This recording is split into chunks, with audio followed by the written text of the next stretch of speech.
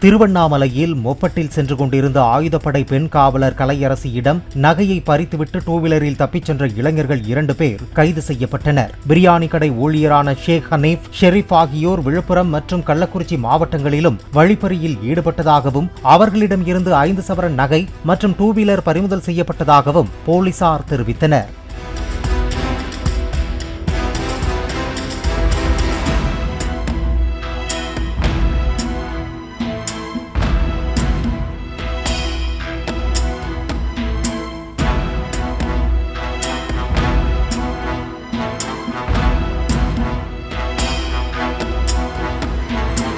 Play store மற்றும் app ஸ்டோரில் இருந்து பாலிமர் செயலியை QR கோடு மூலம் பதிவிறக்கம் செய்யுங்கள்.